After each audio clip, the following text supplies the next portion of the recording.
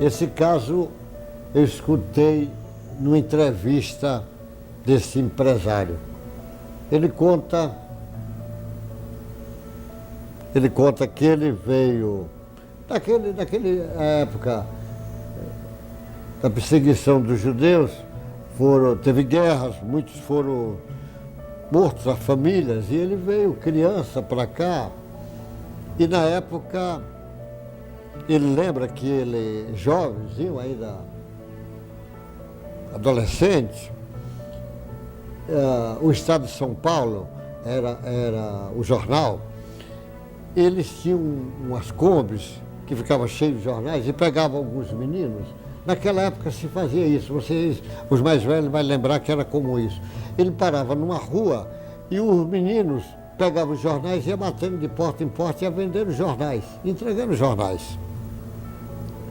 E cada dia mudava a rua, ele ficava. Então ele conta que uma rua lá no Morumbi, em São Paulo, e ele bateu numa porta, e uma senhora, uma casa, uma mansão, uma casa de gente economicamente muito bem, posicionada, e ele disse que uma senhora veio, educada para ele contou a história do jornal, e ela usou a frase muito interessante. Ela disse para ele: "Você já tomou café?"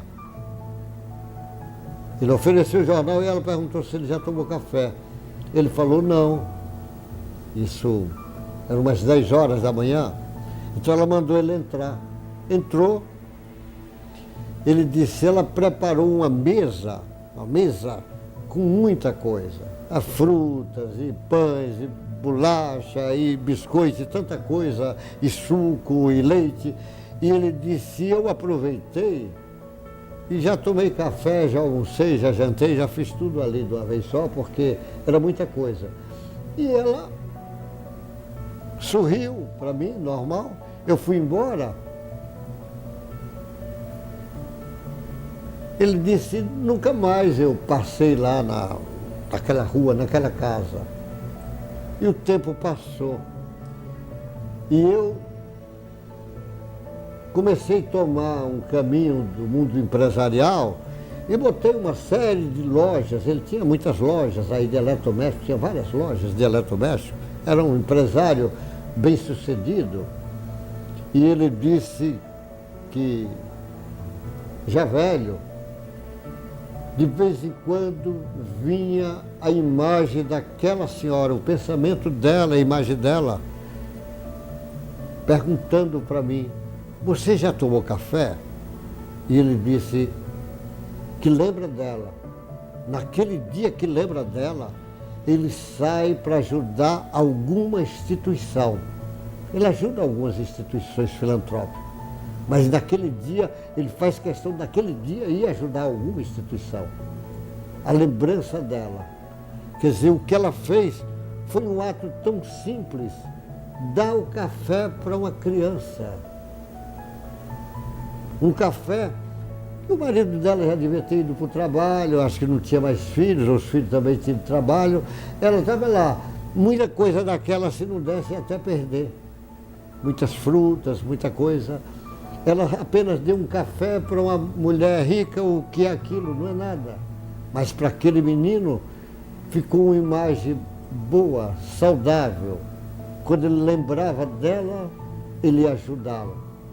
Talvez, quem sabe, quando ele lembrasse dela, ele sofria até a influência dela e ele ajudava em nome dela. O exemplo, às vezes, o que é a caridade. O que é, às vezes, uma coisa simples que você faz, que parece insignificante, mas, às vezes, aquela coisa simples é muito importante.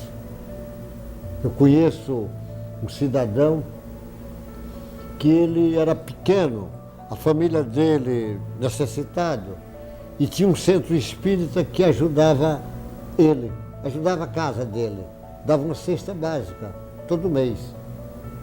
Isso marcou tão forte ele, que hoje ele é adulto, uma pessoa bem, a situação dele econômica boa, e todo mês ele distribui 150 cestas básicas, lembrando daquela cesta básica que recebia na infância.